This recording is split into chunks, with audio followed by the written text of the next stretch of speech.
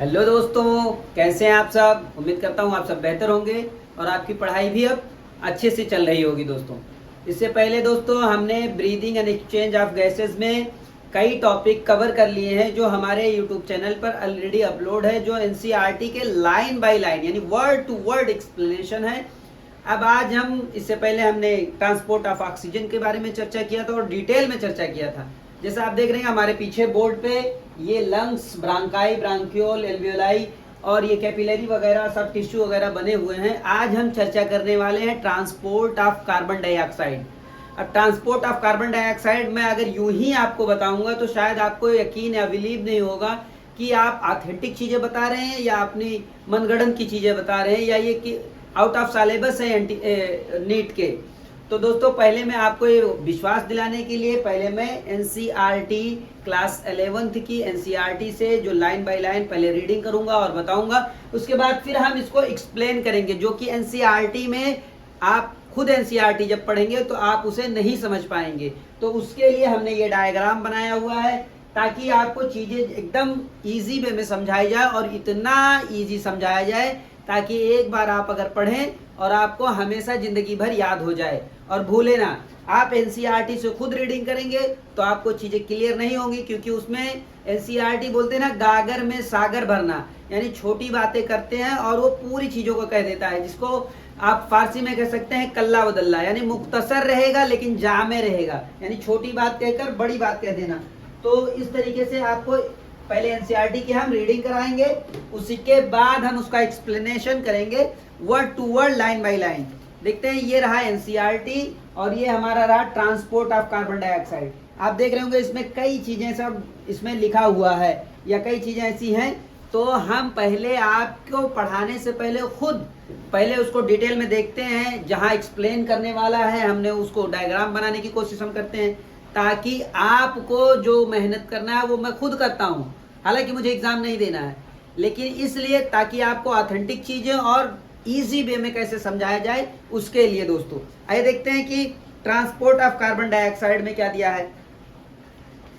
यहां लिखा है कि carbon dioxide is carried by haemoglobin as a carbamino haemoglobin, यानी कार्बन डाइऑक्साइड कार्बन जो है हीमोग्लोबिन के साथ अटैच होकर कार्बा हीमोग्लोबिन के तौर पर कैरीड किया जाता है। किससे? ब्लड से। अब देखें, हमने पहले देखा था जैसे कि ऑक्सीजन जो है हीमोग्लोबिन से कितने परसेंट, लगभग 97% जो है ऑक्सीजन को कैरी कौन करता था टिश्यू तक ले जाने के लिए या सेल्स तक ले जाने के लिए, एल्वियोलाई से वो हीमोग्लोबिन रहता था और 3% जो है प्लाज्मा उस रोल को अदा करती थी।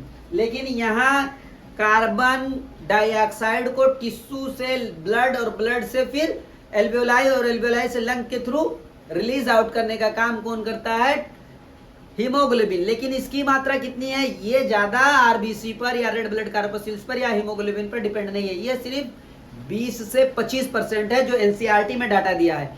एक्चुअली रियली में ये 23% ही रोल अदा करता है कार्बन डाइऑक्साइड को रिलीज करने के लिए। कौन? हीमोग्लोबिन। अभी मैं उसको डिटेल में समझाऊंगा, एक मोटा मोटी ऊपर के तौर पर सरसरी बातों में आपको समझा दे रहे हैं। उसके बाद लगभग 70% जो है हमारे कार्बन डाइऑक्साइड को बाइकार्बोनेट के रूप में रिलीज आउट किया जाता है सेल से, और 7%, हालांकि एनसीईआरटी में डाटा दिया हुआ है लगभग 5 से 10% होगा, क्योंकि कार्बन डाइऑक्साइड 20 से 25% हीमोग्लोबिन के साथ रिलीज आउट होता है बाइंड करके, और 70% बाइकार्बोनेट के हिसाब से के साथ रिलीज होता है। तो बाकी बचा 5 से 10%। अगर आप 20% मानेंगे हीमोग्लोबिन के साथ कार्बन डाइऑक्साइड रिलीज होता है, तब आपको 10% प्लाज्मा में कार्बन डाइऑक्साइड रिलीज होगा, और अगर 25 मान लेंगे वहां हीमोग्लोबिन के साथ कार्बन डाइऑक्साइड रिलीज होगा तो आपको 5% होगा। तो यूं कह लें कि कार्बन डाइऑक्साइड जो है 3 तरीके से हमारे सेल से रिलीज आउट होता है। ये देखिए यहाँ पर कार्बन डाइऑक्साइड जो, हालांकि ये एनसीईआरटी में पहले यहाँ नहीं दिया हुआ, जब आप समरी पढ़ेंगे तो ये समरी में पीछे की तरफ यहाँ दिया हुआ है, जो कि ये सिर्फ दिया है कि बाइकार्बोनेट के फॉर्म में कार्बन डाइऑक्साइड 70% रिलीज होता है और 20 से 25% हीमोग्लोबिन के साथ रिलीज होता है। तो अब जो बाकी बचा उसको आप यूं ही मान लें कि प्लाज्मा, बाकी जो बचा पार्ट है कार्बन डाइऑक्साइड का जितना परसेंट है वो प्लाज्मा के साथ रिलीज होता है। उसी हिसाब पे हमने ये डाटा चार्ट बनाया हुआ है दोस्तों। आइए देखते हैं एनसीईआरटी में। अच्छा एनसीईआरटी देखो, कार्बन डाइऑक्साइड कैसा 70% बाइकार्बोनेट के रूप में, 20 से 25% हीमोग्लोबिन के साथ बाइंड करके कार्बन डाइऑक्साइड रिलीज होता है, और प्लाज्मा में यानी तरल फ्लूइड जिसको हम कह सकते हैं कि लिक्विड फॉर्म में जो प्लाज्मा होता है उसमें 7% एक्चुअली जो डाटा होता है वो 7% कार्बन डाइऑक्साइड प्लाज्मा के थ्रू कैरीड आउट होता है। लेकिन यहाँ अगर हम एनसीईआरटी की डाटा लें तो 5 से 10 हो जाता है। तो आपको ये भी मालूम होना चाहिए लगभग 23% हीमोग्लोबिन के साथ कार्बन डाइऑक्साइड बाइंड करता है, लेकिन यहाँ एनसीईआरटी में 20 से 25 है, तो आपको एनसीईआरटी ही फॉलो करना है। 70% कार्बन डाइऑक्साइड बाइकार्बोनेट के फॉर्म में रिलीज होता है, और 5 से 10% जो होगा यानी 7% लगभग जो मॉडरेट में हम लेंगे वो प्लाज्मा के साथ रिलीज आउट होता है दोस्तों। तो आइए देखते हैं यहाँ क्या दिया है। This binding is related to the partial pressure of carbon dioxide. अच्छा, ये जो टिश्यू से प्लाज्मा के थ्रू कार्बन डाइऑक्साइड, टिश्यू से जो है ब्लड के थ्रू या बाइकार्बोनेट के थ्रू या हीमोग्लोबिन के साथ या प्लाज्मा के साथ जो कार्बन डाइऑक्साइड रिलीज होता है जाके लंग्स में, और लंग्स से रिलीज आउट कर दिया जाता है बॉडी के बाहर, ये पार्शियल प्रेशर इसमें प्राइमरी रोल अदा करता है। क्या प्राइमरी रोल अदा करता है पार्शियल प्रेशर, या यानी टिश्यू में या सेल्स में कार्बन डाइऑक्साइड की मात्रा अधिक होती है, इसीलिए पार्शियल प्रेशर PCO2 हमने यहाँ लिख के दिया हुआ था। ये देखिए, ये PCO2 का मतलब होता है PCO2 यानी partial pressure of carbon dioxide. तो ये partial pressure of carbon dioxide cells में, टिश्यू में ज्यादा होता है, और हमेशा कोई चीज ज्यादा से कम की तरफ फ्लो होता है, हायर से लोअर की तरफ फ्लो होता है। इसीलिए पार्शियल प्रेशर कार्बन डाइऑक्साइड का सेल में ज्यादा होता है, तो सेल से ब्लड में और फिर ब्लड से जो है ये ट्रांसपोर्ट करके एल्वियोलाई में सिंपल डिफ्यूजन के थ्रू, एल्वियोलाई में, और एल्वियोलाई से फिर लंग्स के थ्रू रिलीज आउट कर दिया जाता है। एल्वियोलाई से फिर हमारा आता है ये ब्रांकियोल में, ब्रांकियोल से प्राइमरी, सेकेंडरी, टर्सरी ब्रांकाई में आता है, फिर ये ट्रेकिया में आता है, और ट्रेकिया के थ्रू माउथ के थ्रू रिलीज आउट कर दिया जाता है। इतना तो आप समझ रहे हैं। आइए देखते हैं। अच्छा, इसमें सेकेंडरी रोल कौन अदा करता है? Partial pressure of oxygen. अगर हमारे सेल में partial pressure of carbon dioxide ज्यादा है तो सेल में पार्शियल प्रेशर ऑफ ऑक्सीजन कम होगा, लेकिन लंग्स में यही चीज है, पार्शियल प्रेशर ऑफ ऑक्सीजन ज्यादा होता है और partial pressure of carbon dioxide कम होता है। यही वजह है कि हम ऑक्सीजन अंदर लेते हैं और कार्बन डाइऑक्साइड बाहर निकालते हैं। लंग्स में जो है कार्बन डाइऑक्साइड की मात्रा कम होती है और ऑक्सीजन की मात्रा हम जो लंग्स में, यानी हमारे बॉडी में कार्बन डाइऑक्साइड की मात्रा ज्यादा होती है, इसीलिए हम उसे लंग्स के थ्रू रिलीज आउट करते हैं, और हमारे बॉडी में यानी हमारे सेल्स में जो है ऑक्सीजन की मात्रा कम होती है, इसीलिए हम उसे बाहर से इंटेक करते हैं, इनहेल करते हैं, और लंग्स के थ्रू एल्वियोलाई से होते हुए हमारे ब्लड में, और ब्लड से सिंपल डिफ्यूजन के थ्रू हमारे सेल्स को ऑक्सीजन पहुंचा दी जाती है। अब हमारे सेल्स में जो होते हैं अमाइनो एसिड जो होता है, ग्लूकोज होता है, फैटी एसिड होता है, वो ब्रेक डाउन होता है। जब ब्रेक डाउन होता है तो वो कार्बन डाइऑक्साइड में, एनर्जी के फॉर्म में, और फिर ये हीट के फॉर्म में, जिसे एनर्जी कहते हैं, कार्बन डाइऑक्साइड, वाटर और हीट के फॉर्म में, जिसे एनर्जी एटीपी के कहते हैं, रिलीज होता है। तो इस तरीके से सेल्स में कार्बन डाइऑक्साइड की मात्रा बढ़ती है दोस्तों। अब ये रहा एनसीईआरटी का वो, when carbon dioxide is low and partial pressure of oxygen is high as the alveoli dissociation of carbon dioxide from the कार्बामीनोहीमोग्लोबिन take place। वही हमने बताया कि जैसे सेल्स में कार्बन डाइऑक्साइड की मात्रा ज्यादा होती है और एल्वियोलाई में कार्बन डाइऑक्साइड की मात्रा कम होती है, तो सेल से जब हीमोग्लोबिन के थ्रू कार्बन डाइऑक्साइड बाइंड होता है और ये ब्लड के थ्रू सर्कुलेट होकर एल्वियोलाई तक पहुंचता है, और वहां सिंपल डिफ्यूजन के थ्रू कार्बन डाइऑक्साइड जो हीमोग्लोबिन से जो बाइंड था वो टूट जाता है और कार्बन डाइऑक्साइड रिलीज हो जाती है, और वही हीमोग्लोबिन फिर ऑक्सीजन को बाइंड करता है और लेके चले आता है। अच्छा, क्या हीमोग्लोबिन में जहां पर जिस स्थान पर कार्बन डाइऑक्साइड बाइंड होता है, क्या उसी स्थान पर ऑक्सीजन भी बाइंड होता है? या यूं कह लें कि हीमोग्लोबिन से जहां ऑक्सीजन बाइंड होता है, क्या उसी सेम स्थान पर, यानी कि जो फेरस होता है, आयरन जो होता है हीमोग्लोबिन में, Fe, उससे जो ऑक्सीजन बाइंड होता है उसी स्थान पर कार्बन डाइऑक्साइड भी बाइंड होता है? नहीं दोस्तों, आपका आंसर होगा नहीं। उसका अलग साइट होता है, उसके बाइंडिंग की साइट अलग होती है। जहां हीमोग्लोबिन में आयरन से ऑक्सीजन बाइंड होता है वहीं पर कार्बन डाइऑक्साइड नहीं बाइंड होता है। हाँ, कार्बन मोनोऑक्साइड जरूर बाइंड होता है। कार्बन मोनोऑक्साइड जो आपने लिए हार्मफुल है, जहरीला है, पॉइजनस है। कार्बन मोनोऑक्साइड जो होता है इसके बाइंडिंग की कैपेसिटी 250 गुना अधिक होती है ऑक्सीजन से बाइंड करने के लिए। ये हीमोग्लोबिन से, एचबी से ऑक्सीजन की तुलना में 250 गुना तीव्रता से यानी तेजी से बाइंड करता है। क्या? Carbon monoxide. और यही वजह है कि जब हम कहीं कोयला जलाया जाता है तो कार्बन मोनोऑक्साइड हमारे अंदर जाता है और हमारे हीमोग्लोबिन से बाइंड कर लेता है और हमें घुटन महसूस होती है। और हो सकता है कि अगर ज्यादा सांस लेने की जगह ना हो, अगर ज्यादा खुले में ना हो तो हमारे दम घुटने से मौत भी हो सकती है। क्यों? क्योंकि ये कार्बन मोनोऑक्साइड वहां जुड़ जाता है जहां ऑक्सीजन किससे? आयरन से जुड़ना होता है। तो आयरन को, ऑक्सीजन को रिप्लेस कर कर ये कार्बन मोनोऑक्साइड जुड़ जाता है। और कितनी तेजी से जुड़ता है? उससे 250 गुना अधिक तेजी से। इसके बाइंडिंग की जो कैपेसिटी होती है ऑक्सीजन से 250 गुना, 1 गुना 2 गुना 3 गुना नहीं, 250 गुना। यही कारण है कि हमें सफोकेशन होता है और हमारे दम घुटने से मौत हो जाती है। अच्छा चलो, ये था एनसीईआरटी, थोड़ा आउट हमने बता दिया। अब आते हैं एनसीईआरटी पर। फिर please come to the point, don't beat about the bush. इधर उधर की बातें छोड़ें और मुद्दे पर आ जाएं।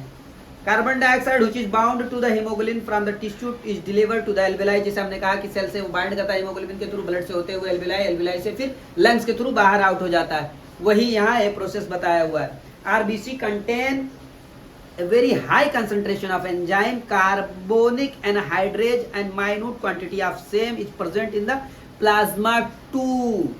अब क्या समझे इसके मतलब? आरबीसी, रेड ब्लड कार्पसिल्स जो हमारा होता है, जिसे हम लाल रक्त कणिकाएं कहते हैं, या यूं कह लें कि हमें कहीं कट लग जाता है या कट चोट लग जाती है तो हमें जो खून निकलता दिखाई देता है ना, लाल लाल कलर का, जिसे हम देखकर काफी खुश होते हैं, किसी का दूसरे का भय तब, अपना नहीं। तो जो वो लाल खून रहता है उसको आरबीसी उसमें ज्यादा पाई जाती है, रेड ब्लड कार्पसिल्स। तो वो आरबीसी में कार्बोनिक एनहाइड्रेज एंजाइम पाई जाती है। कार्बोनिक एनहाइड्रेज एंजाइम आरबीसी में बहुत अधिक मात्रा में होती है। और यही same carbonic anhydrase enzyme plasma में भी पाई जाती है। अब इसका मेन रोल क्या है? ये कार्बोनिक एनहाइड्रेज एंजाइम आप वाटर को और कार्बन डाइऑक्साइड को, जब प्लाज्मा में कार्बन डाइऑक्साइड ज्यादा होता है तो ये सिंपल डिफ्यूजन के थ्रू सेल से ये कार्बन डाइऑक्साइड, ये देखिए यहाँ पर देख लें, यहाँ पर डायरेक्ट समझाते भी चलो साथ साथ में, ये बाद में क्या। देखिए दोस्तों, ये सेल है हमारा, ये बॉडी का सेल है, ये टिश्यू यूं कह ले। इसमें कार्बन डाइऑक्साइड हमेशा ज्यादा रहेगी और ऑक्सीजन की मात्रा लो रहेगी। तो जब इसमें ऑक्सीजन जो रहेगा वो हमारे सेल को सिंपल डिफ्यूजन के थ्रू हमारे सेल में आएगा और यहाँ से कार्बन डाइऑक्साइड रिलीज आउट होकर ये कैपिलरी में जाएगा। कैपिलरी, अब समझे, ये ब्लड वेसल्स नहीं है, ये वेन्यूल्स है। जो वेन हमारे होते हैं ऑक्सीजनेटेड ब्लड फ्लो करते हैं, जो हमें ऑक्सीजनेटेड ब्लड आता है उसी के थ्रू हम ऑक्सीजन अंदर लेते हैं। यहाँ हमारी कैपिलरी से सेल को हमें ऑक्सीजन मिलता है और जो हमारे कार्बन डाइऑक्साइड हमारे सेल में है, हार्मफुल जो गैसेस है, वो सेल से हमारी कैपिलरी में आ जाता है। अब ये इतना मोटा इसलिए हमने बनाया है ताकि आपको समझ में आए और दिखाया जाए। हालांकि ये बहुत पतला होता है, बहुत माइन्यूट होता है, यूं कह ले कि एकदम बारीक। अब ये हम ड्रा करेंगे लाइन तो उतना हम कर भी नहीं पाएंगे, बहुत बारीक होता है दोस्तों। ये कैपिलरी होता है, जैसे हमारे धमनियां होती है जिसमें हमारा ब्लड सर्कुलेशन होता है, उससे बारीक बारीक कई ब्रांचेस निकलती हैं और ये बहुत पतली होती है, इसीलिए इसका नाम कैपिलरी रखा गया है। अगर आप साइंस के स्टूडेंट हैं तो आपने केमिस्ट्री में बीएससी वगैरह जब आप करेंगे या आपने कभी 12th में भी देखा होगा तो बारीक से, या भी डॉक्टर जो आप पैथ में जाएंगे, लेबोरेटरी जहाँ रहती है, जहाँ ब्लड का सैंपल लेकर हम कोई भी ब्लड टेस्ट कराते हैं, जैसे वाइडल टेस्ट करा लिए मलेरिया का, या फिर हम डेंगू का टेस्ट करा लिए, या फिर हम जिसको कहते हैं ना कि टोटल ब्लड काउंट जिसको कहते हैं, ये वगैरह जब हम चेक कराते हैं तो उनके पास एक शुगर चेक कराते हैं तो उसमें क्लॉटिंग चीज देखी जाती है कि ये इनका क्लॉटिंग टाइम कितना है। शुगर के पेशेंट का ब्लड निकाल लिया जाता है और एक पतली सी कांच की नली होती है, बहुत बारीक रहती है, यही चीज लेबोरेटरी में यूज होती है, उसे कैपिलरी कहा जाता है। तो कैपिलरी मतलब उसका रेडियस जो होता है, उसके अंदर फ्लो करने का जो रेडियस होता है वो बहुत ही पतला होता है। ठीक इसी प्रकार हमारे ब्लड में बारीक बारीक नलिकाएं होती हैं ब्लड को सर्कुलेट करने के लिए, जो वेन से निकलती हैं या आर्टरी से निकलती हैं, तो इसको हम कैपिलरी कहते हैं। इसमें ब्लड का सर्कुलेशन ऐसा ऐसा होते रहता है। तो यही कैपिलरी जो हमारे ये एल्वेलाई है, मैंने यहाँ डायरेक्ट नहीं बनाया है, ये एल्वेलाई से अटैच होकर ऐसे कैपिलरी हमारी सर्कुलेट करती है लंग्स में दोस्तों। तो ये लंग्स से हमारे माइन्यूट बहुत सारी कई हजारों लाखों की कैपिलरी हमारे हर एक एल्वेलाई से अटैच होती है।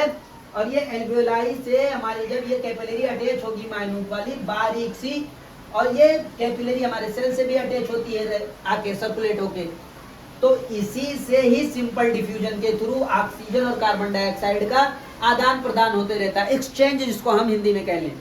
तो ये हमने यहाँ सिर्फ समझने के लिए बनाया, हालांकि ये एल्वेलाई से अटैच होती है। देखिए ये एल्वेलाई है, ये देखिए हमारा ट्रेकिया आया, ट्रेकिया कई पार्ट में डिवाइड हुआ, प्राइमरी, सेकेंडरी, टर्सरी, ब्रांकाई में। फिर यही ब्रांकाई ये देखिए जो छोटा छोटा कई जो है कईना दिखाई देता है ना, गांव में कईना कहते हैं, या ये पार्ट दिखाई देता है, इसी को हम ब्रांक्यूल कहते हैं। और इसी ब्रांक्यूल से हमारी क्या है एल्वेलाई अटैच होती है, और इसी एल्वेलाई से ये हमारी कैपिलरी अटैच होती है, और इसी कैपिलरी में ब्लड का सर्कुलेशन होता है, ऑक्सीजनेटेड और डीऑक्सीजनेटेड ब्लड। जो ऑक्सीजनेटेड ब्लड होता है उससे हम लंग्स से हमारे सिंपल डिफ्यूजन की, क्योंकि यहाँ ऑक्सीजन का पार्शियल प्रेशर ज्यादा होता है और हमारे ये कैपिलरी में ऑक्सीजन का पार्शियल प्रेशर कम होता है, और कैपिलरी में तो कम होता ही होता है, हमारे सेल्स में भी पार्शियल प्रेशर ऑक्सीजन का कम होता है। यही कारण है कि यहाँ से जो ऑक्सीजन होता है कैपिलरी में, और कैपिलरी से सिंपल डिफ्यूजन के थ्रू हमारे टिश्यू या सेल्स को ऑक्सीजन प्रोवाइड कर दिया जाता है। अब जब यहाँ ऑक्सीजन आया तो हमारे जो सेल्स में जब हम फूड खाते हैं, फूड इंटेक करते हैं, खाना खाते हैं, तो हमारे जो कहते हैं कि लार्ज पार्टिकल यानी जो हम भोजन खाए उसे कई स्मॉल पार्टिकल्स में, सिंपल मॉलिक्यूल्स में हम ब्रेक डाउन करते हैं। तो वो जो भोजन हम सिंपल मॉलिक्यूल्स में ब्रेक डाउन करते हैं उसमें ग्लूकोज होता है, अमाइनो एसिड होता है, फैटी एसिड होता है, जो हमारे जो आंत होती है उसमें कई बारीक बारीक बारीक बारीक सेल्स होते हैं, जिसे हम यूं कह लें कि जो हमारे सेल है वो एब्जॉर्ब कर लेते हैं।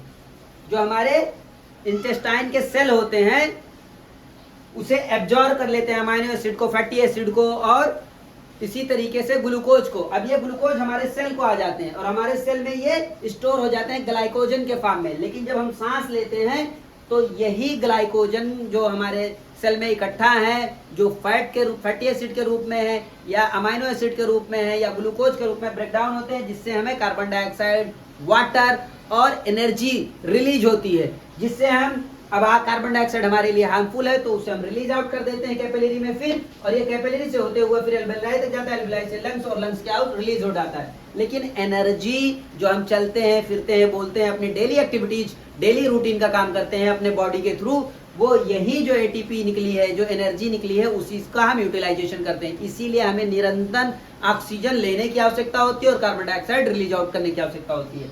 अच्छा देखते हैं एनसीईआरटी यहाँ क्या कह रहा है।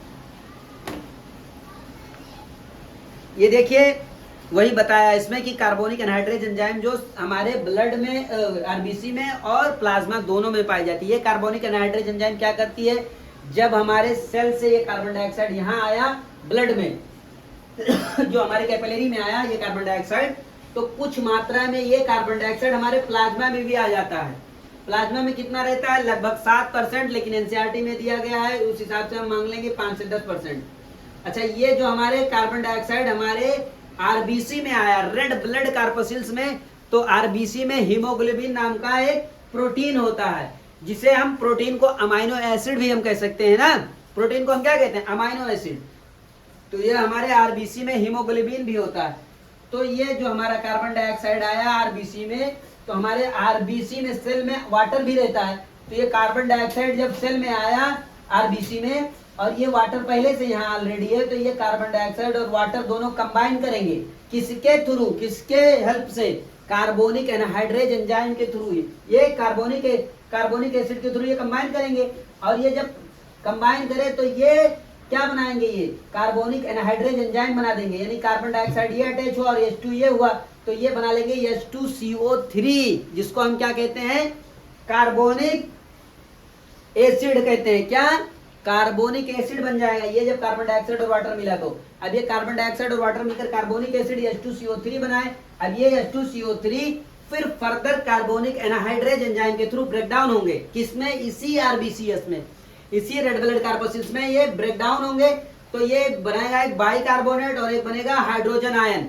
अब ये बाइकार्बोनेट आयन देखिए इस पर निगेटिव चार्ज है दोस्तों, और ये पॉजिटिव है हाइड्रोजन पर, यानी कि निगेटिव और पॉजिटिव, तो ये एसिड और बेस दोनों रिएक्शन हो रहा है यहाँ पर। तो अब यहाँ पर ये HCO3 ये जो कार्बन डाइऑक्साइड था बाइकार्बोनेट के फॉर्म में यहाँ कन्वर्ट हो गया, और ये हाइड्रोजन यहाँ एसिड के फॉर्म में हो गया। अब इसको इसकी मात्रा निरंतर यहाँ सेल से यहाँ जा रही है, तो इसकी मात्रा यहाँ आरबीसी में बढ़ती रही है, तो इसलिए इस बाइकार्बोनेट को आरबीसी से बाहर प्लाज्मा में रिलीज आउट कर दिया जाता है। जब ये बाइकार्बोनेट को प्लाज्मा में हम रिलीज करेंगे, यानी ब्लड के कैपिलरी के अंदर ही, तब ये बाइकार्बोनेट जब बाहर निकलेगा इस आरबीसी से, तब हम क्लोरीन को अंदर भेजेंगे। इसी को हम कहते हैं क्लोरीन शिफ्ट मेथड।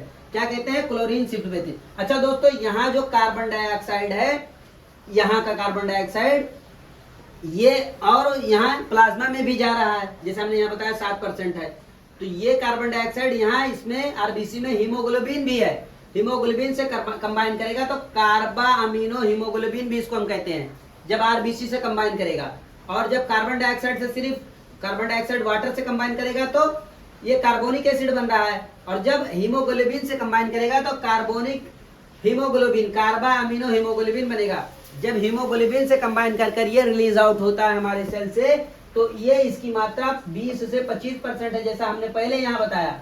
और अगर ये कार्बन डाइऑक्साइड वाटर से मिलकर कार्बोनिक एसिड और फिर कार्बोनिक एनहाइड्रेज एंजाइम के थ्रू हुआ, तो ये बाइकार्बोनेट के फॉर्म में जो रिलीज हो रहा है ये 70% है दोस्तों, यानी ये हीमोग्लोबिन पर कम डिपेंडेंट, बल्कि ये कार्बोनेट बाइकार्बोनेट के फॉर्म में ज्यादा रिलीज होता है कार्बोनिक एनहाइड्रेज एंजाइम के थ्रू। अच्छा, ये रिवर्सिबल रिएक्शन है। जब ये बाइकार्बोनेट यहाँ पर ज्यादा हो गया तो ये फॉरवर्ड रिएक्शन हो रहा है, यानी कि ये आरबीसी से बाहर प्लाज्मा में रिलीज आउट कर दिया जा रहा है बाइकार्बोनेट, और क्लोरीन अंदर लिया जा रहा है, क्लोरीन शिफ्ट मेथड हो रहा है।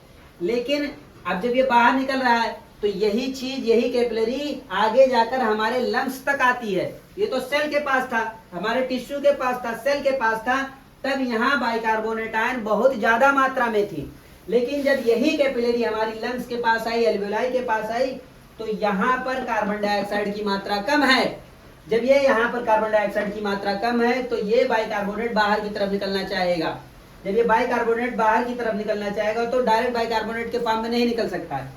तब क्या होगा दोस्तों, अब यहाँ तो ये बाइकार्बोनेट यहाँ आ गया, अब ये क्लोरीन अंदर चले गया, लेकिन जब यहाँ पर ये चीजें आएंगी तब फिर ये रिवर्सिबल रिएक्शन होगा और ये बाइकार्बोनेट अंदर जाएगा, और ये जब बाइकार्बोनेट अंदर जाएगा तो ये जो हीमोग्लोबिन से कंबाइन हुआ हाइड्रोजन है, जो कार्बोनिक ये कार्बा अमीनो हीमोग्लोबिन बना है, इसमें से कार्बन डाइऑक्साइड अलग रिलीज हो जाएगा और हाइड्रोजन यहाँ पर आकर इससे अटैच हो जाएगा बाइकार्बोनेट से, तो ये फिर H2CO3 बन जाएगा, और फिर ये कार्बोनिक एनहाइड्रेज के एंजाइम के थ्रू से फिर ब्रेक डाउन होगा और कार्बन डाइऑक्साइड रिलीज होकर एल्वेलाई में चली जाएगी। इसी के थ्रू हम ऑक्सीजन रिलीज कर, कार्बन डाइऑक्साइड रिलीज कर देंगे। और ये चीज और देखें कि जब ये हेमोग्लोबिन से कार्बन डाइऑक्साइड रिलीज हो गया, यहाँ टूट गया यहाँ पर, और ये हाइड्रोजन अलग निकल गया, तो फिर ऑक्सीजन यही हीमोग्लोबिन से कंबाइन होकर फिर आ जाएगा हमारे सेल तक। यही था कार्बन डाइऑक्साइड का ट्रांसपोर्टेशन मेथड। आपको उम्मीद है कि चीजें समझ में आई होंगी दोस्तों। अगर हमारे पढ़ाने का तरीका सिंपल लग रहा हो और आपको चीजें समझ में आ रही हो तो प्लीज हमारे चैनल को लाइक करें, शेयर करें, सब्सक्राइब करें। हाँ दोस्तों, अगर कोई चीजें नहीं भी समझ में आ रही है, ऐसा लग रहा है कि हम बहुत फास्ट पढ़ा रहे हैं, तो आप हमें कमेंट कर पूछ भी सकते हैं दोस्तों। तो ये एनसीईआरटी को भी एक बार मैं क्लेरिफाई कर दूं, ये चीजें जो थी आपको बता दिया गया है, फिर भी मैं एनसीईआरटी से एक बार रीडिंग कर दे रहा हूँ दोस्तों।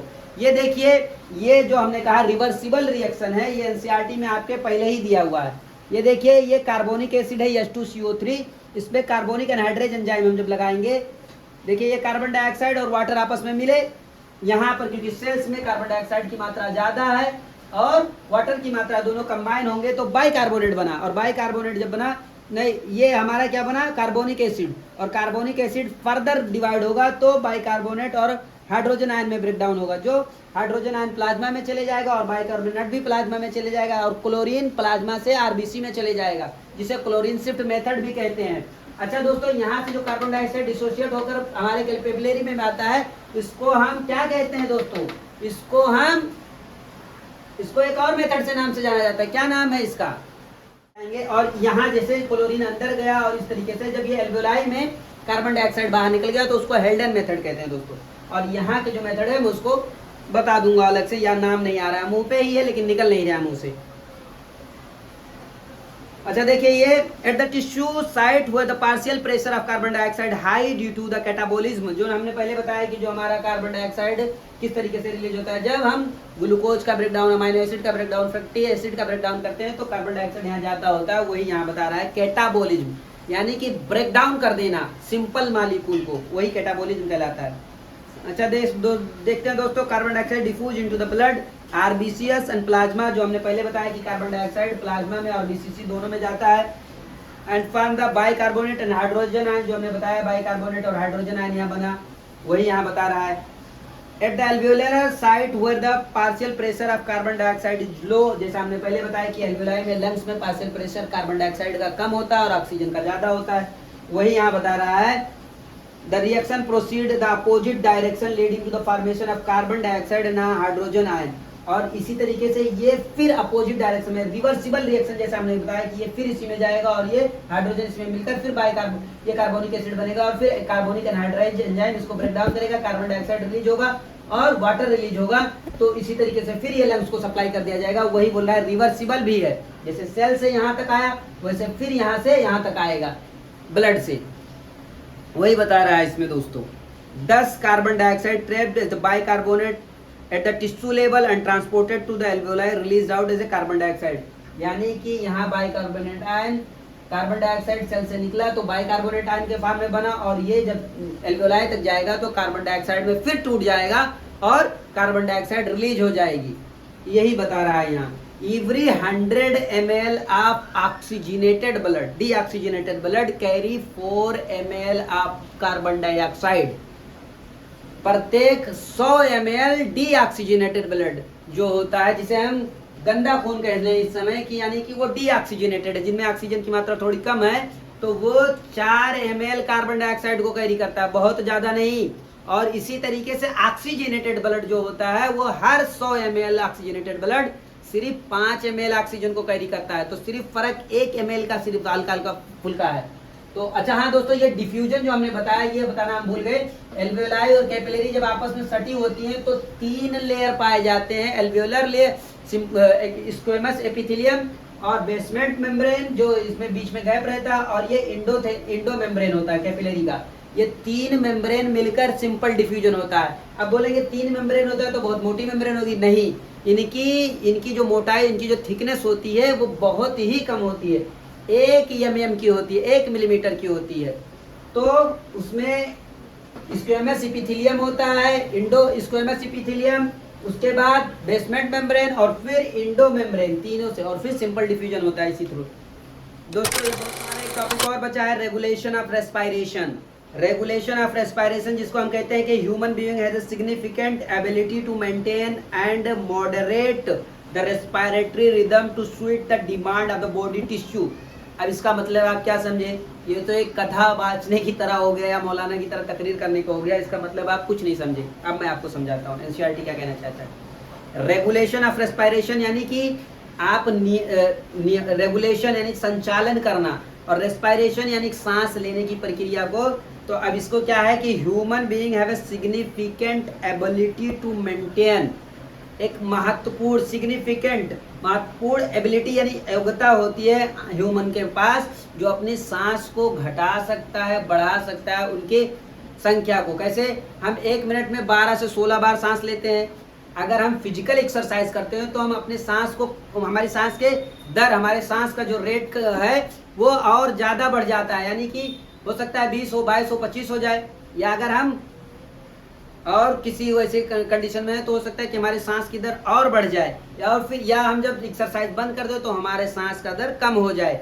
उसी को कहते हैं मेंटेन करना, और मॉडरेट मतलब नॉर्मल कर देना होगा। Respiratory rhythm to suit the demand of the body tissue, जैसा जब हमें डिमांड रहे ऑक्सीजन का और कार्बन डाइऑक्साइड रिलीज करने का। जब हम फिजिकल एक्सरसाइज करते हैं तो हमें ऑक्सीजन सप्लाई हमारे टिश्यू को ज़्यादा होनी चाहिए, इसलिए हमें ऑक्सीजन ज़्यादा लेने की आवश्यकता होती है, इसलिए हमारे सांस की दर बढ़ जाती है और हम जल्दी जल्दी सांस लेने लगते हैं। और जब जल्दी जल्दी सांस लेंगे तो कार्बन डाइऑक्साइड भी जल्दी जल्दी रिलीज करेंगे।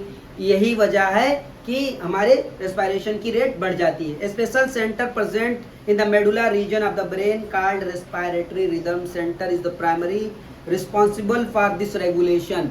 हमारे मेडुला रीजन में, हमारे ब्रेन में एक मेडुला होता है जिसको मेडुला ऑब्लोंगेटा कहते हैं, यहाँ सिर्फ मेडुला दिया है।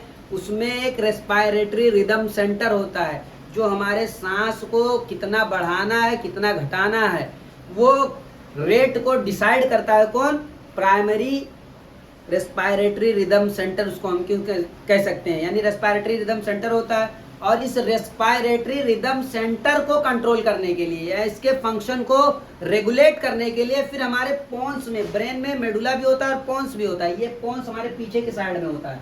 तो ये पोन्स रीजन में हमें क्या कहते हैं, न्यूमोटैक्सिक सेंटर एक होता है जो रेस्पायरेटरी रिदम सेंटर को कंट्रोल करता है, यानी मेडुला ऑब्लोंगेटा में जो रेस्पायरेटरी रिदम सेंटर है उसको ये कंट्रोल करता है कौन? Pneumotaxic centre.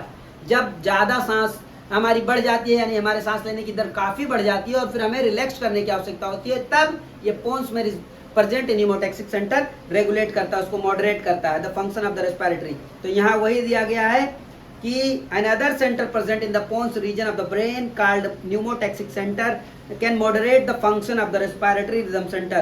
Neural signal from this center can reduce the duration of the inspiration, thereby alter the respiratory rate. Neural signal, ये जो न्यूरॉन हमारे होते हैं ना, एक्सान न्यूरॉन जो रहते हैं, बिलियंस ऑफ द न्यूरॉन से हमारा बॉडी बना है। तो ये न्यूरल सिग्नल जाता है, एक केमिकल सिग्नल होता है जो स्लो रेट से जाता है हमारे ब्रेन तो, लेकिन न्यूरल सिग्नल जो होता है वो इलेक्ट्रिकल सिग्नल उसको कहते हैं। तो न्यूरॉन के थ्रू हमारे ब्रेन को एक सिग्नल दिया जाता है और इसी सिग्नल के थ्रू हमारा न्यूमेटिक सेंटर जो होता है एक्टिवेट होता है और ये फिर एक इंफॉर्मेशन सिग्नल देता है हमारे रेस्पायरेटरी रिदम सेंटर को कि अब सांस को कब घटाना है या बढ़ाना है या नॉर्मल करना है। तो वही चीज यहाँ एनसीईआरटी में दिया गया है। इसी से अल्टर हो जाता है हमारे रेस्पायरेटरी क्या कहते हैं, रेट। यहाँ ये अल्टर मतलब यानी घट जाना या बढ़ जाना हो जाता है, उसी को अल्टर कहते हैं। A chemosensitive area is situated adjacent to the rhythm center which is highly sensitive to carbon dioxide and hydrogen ion.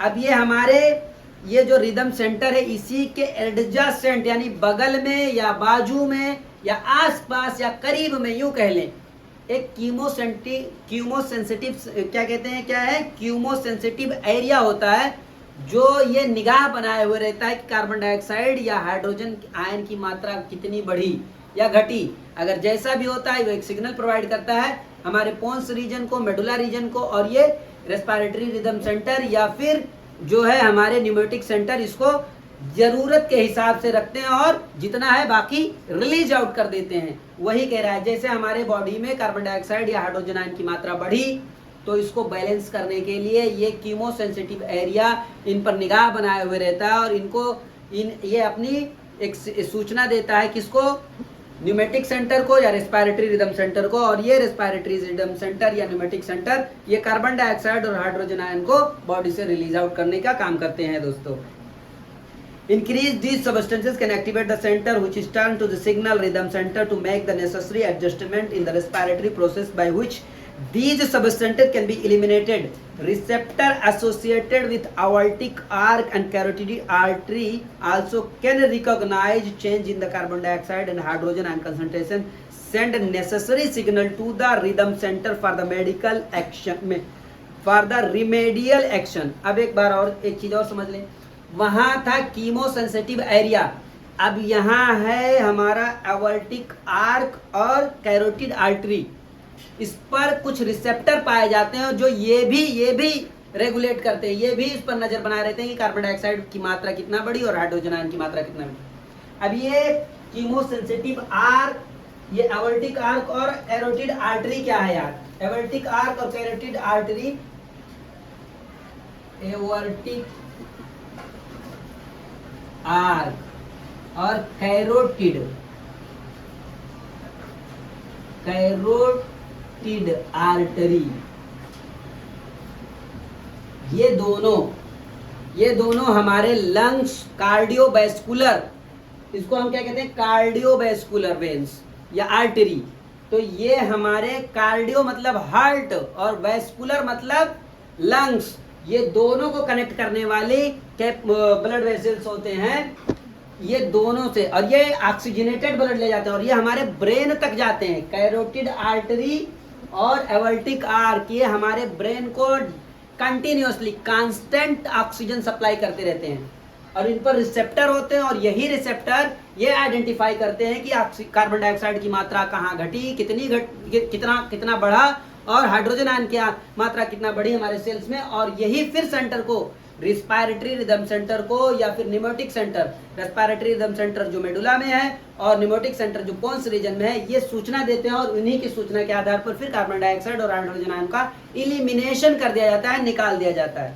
तो दो देख लिए, एक कीमोसेंसिटिव एरिया और दूसरा ये हमारे अवर्टिक आर्क और कैरोटिड आर्टरी पर जो रिसेप्टर प्रेजेंट होते हैं, क्या भूमिका निभाते हैं दोस्तों। The role of oxygen in the regulation of respiratory rhythm center is quite insignificant। जो दिया गया है कि ऑक्सीजन का रेस्पिरेटरी रिदम में बहुत ही नगण्य रोल अदा करता है रेस्पिरेटरी रिदम को मेंटेन करने में। क्यों? क्योंकि ऑक्सीजन की तुलना में कार्बन मोनोऑक्साइड हमारे हीमोग्लोबिन से अधिक तेजी से जुड़ जाता है। और ये जो रिसेप्टर्स होते हैं वो क्या कहते हैं, रेस्पिरेटरी रिदम सेंटर या निमोटिक सेंटर या फिर कीमोसेंसिटिव एरिया या एओर्टिक आर्क और कैरोटिड आर्टरी पर जो रिसेप्टर होते हैं, ये हमारे रिदम को, हमारे ऑक्सीजन को या कार्बन डाइऑक्साइड के रेगुलेशन को मेंटेन करने में अहम भूमिका निभाते हैं। इसीलिए ऑक्सीजन के रोल को नगण्य माना गया है एनसीईआरटी में जो दिया गया है। अब आइए दोस्तों, ये है disorder of the respiratory system, जिसमें अस्थमा है। It is a difficulty breathing causing the wheezing due to the inflammation of the bronchi and bronchiole. अब देखते हैं कि ब्रांकाई और ब्रांक्यूल में इन्फ्लेमेशन होने के कारण, ये हमारा ब्रांकाई है और ये हमारा ब्रांक्यूल है, इनमें जब सूजन हो जाता है, स्वेलिंग हो जाती है, तब हमें अस्थमा हो जाता है। और व्हीजिंग मतलब हमारे सांस लेने पर घरघराहट की आवाज आती है। अस्थमा में हमारे ब्रांकाई और ब्रांक्यूल में, ये ब्रांकाई और ये हमारे ब्रांक्यूल में सूजन हो जाता है। जब हम सांस लेते हैं तो घरघराहट की आवाज आती है, उसी को अस्थमा कहते हैं। हो गया एक अस्थमा।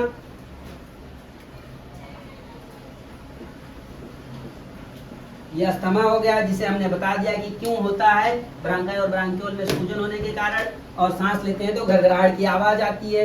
अब आते हैं दूसरा हम कि एक और ले लें, ये सब लंग से रिलेटेड डिजीज है दोस्तों। इम्फाइसीमा,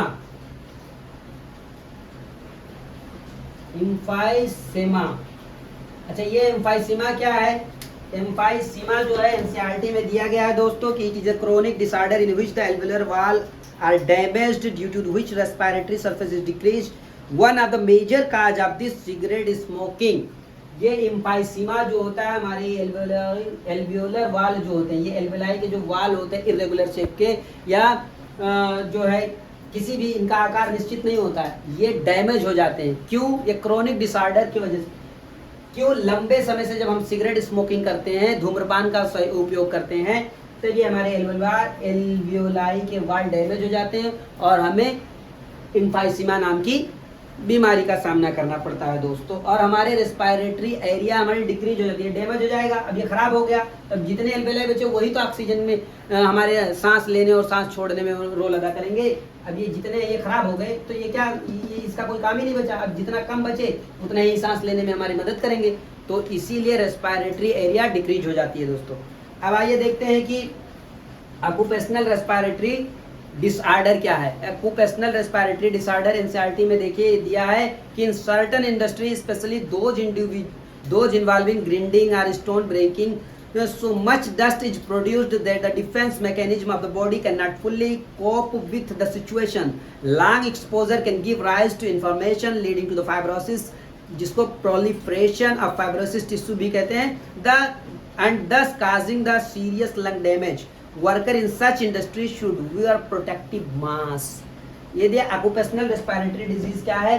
जब कोई मजदूर, कोई आदमी किसी फैक्ट्री में काम करता है जहाँ पत्थर को तोड़ा जाता है या पीसा जाता है, इस तरीके के जहाँ काम होते हैं, वहाँ अधिक मात्रा में डस्ट निकलते हैं, वो स्मॉल पार्टिकल्स होते हैं जो हमारे लंग्स में जाते हैं, और ये कंटिन्यू बहुत लंबे समय तक जाने की वजह से हमारे लंग्स में जो है हमारे लंग्स को डैमेज करते हैं, जिससे हमारा लंग्स जो है फाइब्रोसिस करता है, प्रोलिफरेशन करता है, और ये इनकी आकार बढ़ती है, और ये हमारे लंग्स को डैमेज करने की वजह से हमें रेस्पिरेटरी डिजीज का सामना करना पड़ता है और हमारे लंग्स डैमेज होते हैं दोस्तों। तो इससे बचने के लिए क्या कहा गया है कि आप मास्क का उपयोग करें, अच्छे से अपने चेहरों को ढकें और तब ऐसी जगह पर काम करें, यही कहा गया है। इसी को कहते हैं ऑक्यूपेशनल रेस्पिरेटरी डिसऑर्डर दोस्तों। तो बाय बाय, आज के लिए इतना ही दोस्तों। अगर हमारे पढ़ाने का तरीका आपको पसंद आया तो प्लीज़ हमारे चैनल को लाइक करें, शेयर करें, सब्सक्राइब करें और हमारे चैनल को जरूर सब्सक्राइब कर लें दोस्तों। हम आपको हर एक चैप्टर इसी तरीके से इंटरेस्टिंग वे में पढ़ाएंगे और लाइन बाय लाइन आपको तैयारी कराएंगे ताकि आपके सफर को आसान किया जाए और आपके नीट के एग्जाम को एकदम हथौड़ा मार के तोड़ दिया जाए दोस्तों। Bye bye.